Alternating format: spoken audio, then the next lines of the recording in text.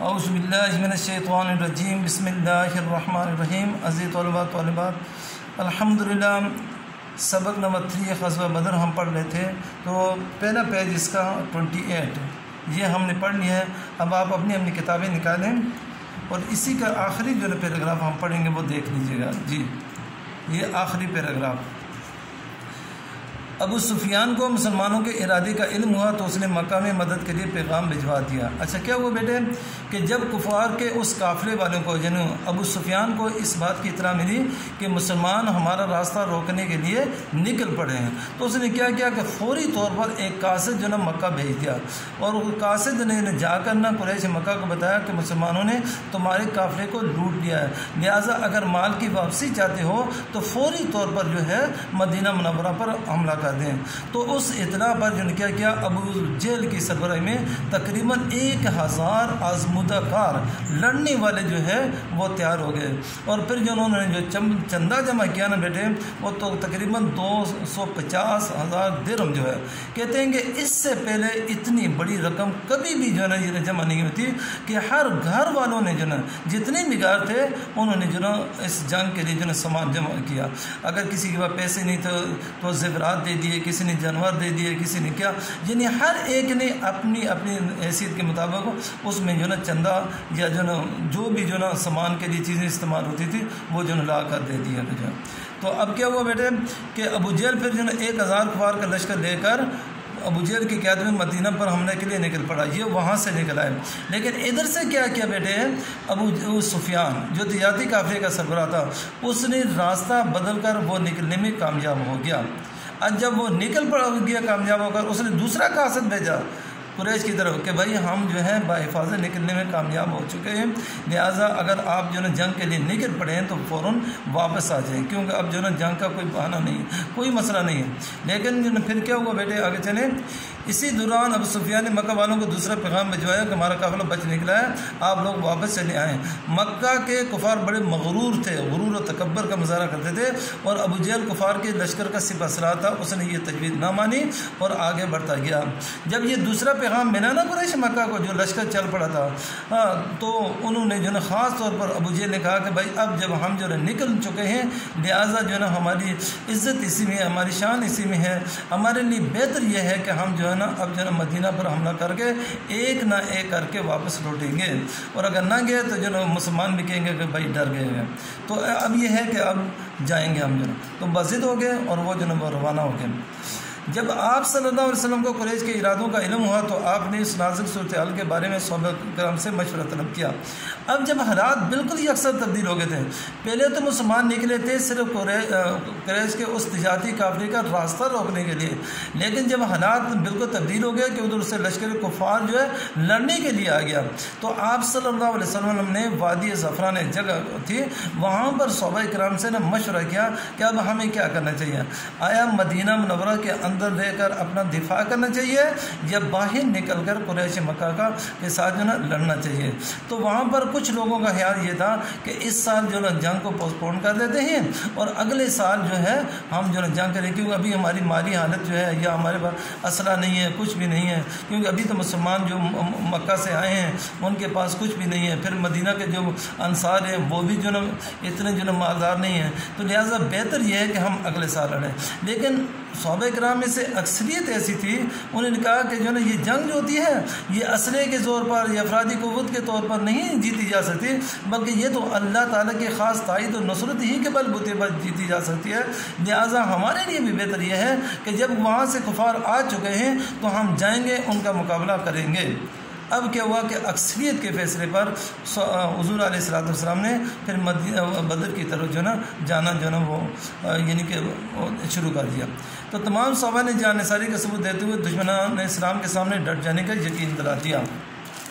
अगले पेज पर चले बैठे जी। इस जंग में कुफार की तादाद 1000 थी, उनके पास जो है ना 100 घोड़े, सैकड़ों ऊँट और 600 सरें थी। जी अब जो है ना दोनों जो लश्कर है ना बेटे, उनका मुवाजना जो है ना करना है कि उनके पास क्या था, कितनी अफरादी कुव्वत थी। अब देखिएगा कि कुफार के पास 1000 अफराद थे, 1000, और वो भी सारे के सारे लड़ने वाले थे। ये भी नहीं कि कोई बूढ़े थे या कोई बच्चे थे या कोई माजूर थे, बीमार थे, नहीं, बल्कि उन्होंने तैयार करके लाए थे 1000 आजमुदा का लड़ने वाले जंगजू, इस तरह के जो है अफराद को लेकर आए थे। और उनके पास 200 घोड़े थे, यानी कि वो बुक में जो है 100 घोड़े थे, 100 नहीं थे, 200 घोड़े थे उनके पास, और तकरीबन जो है 700 ऊँट थे और 600 ज़िरें थी। ज़िरें किसको कहते हैं बेटे? ज़िर होता है एक फौलाद का जो है ना जालीदार कुर्ता, जो जंग के तौर पर जो है इस्तेमाल किया जाता है, ठीक है ना, अपने सीने पर या पीठ के पीछे जो है वो बांधते हैं, जैसे आजकल जो है ना हमारे फौजी हजरात या जो है ना पुलिस वाले पहनते हैं अपनी सेफ्टी के लिए। इसी तरह वो भी एक जो है ना एक होता था जो है फौलाद का जालीदार, उसका कुर्ता कहते थे, ठीक है ना बेटे, वो उनके पास थे। जबकि मुसलमानों की तादाद सिर्फ 313 थी बेटे। अच्छा, ये 313 सारे के सारे लड़ने वाले भी नहीं थे, इनमें जो ना कोई बुजुर्ग भी थे, कुछ बच्चे भी थे, जैसे हज़रत मुआज़ और मुअव्वज़ 2 छोटे छोटे नन्हे भाई थे, समझे ना बेटे। इस तरह जो है ना, और दूसरी बात यह है कि ये जंग के लिए निकले भी नहीं थे, बल्कि इनका मकसद था सिर्फ जो है ना उस काफिले का रास्ता रोकना, कि अगर हम काफिले का रास्ता रोक लेंगे तो कुरैश मक्का हमारे साथ मुआहिदा करने पर मजबूर हो जाएंगे। फिर क्या होगा कि जो है ना वो खुल्लम खुल्ला जो है ना अमदरब शुरू हो जाएगी, और हम जो है ना अलल ऐलान जो है ना और बिल्कुल अमन सुकून के साथ इस्लाम की दावत का काम करते रहेंगे। सिर्फ मकसद ये था। लेकिन आगे से हालात जो है ना कुछ तब्दील होगी, जिसकी वजह से वो जंग करनी पड़ी है। तो मुसलमानों के पास 2 घोड़े थे, 70 ऊँट और चंद ज़रें थी। ये आप इससे जो है अंदाज़ा लगा सकते हैं कि वो अफरादी क़ुव्वत के अतबार से भी ज़्यादा, असले के अतबार से भी जो है वो ज़्यादा थे। अच्छा, अब क्या हुआ बेटे? 17 रमज़ान मुबारक बरोज़ जुम्मा नमाज के बाद हज़रत मोहम्मद सल्लल्लाहु अलैहि वसल्लम ने मैदान जंग के लिए सफ़े दुरुस्त फरमाई। इससे जो है ना कबल आपने अल्लाह ताला से यूँ दुआ भी फरमाई। अच्छा, हुज़ूर अलैहिस्सलाम ने उस दिन बेटे 2 मरतबा जो है ना दुआ की, ये याद रखिएगा।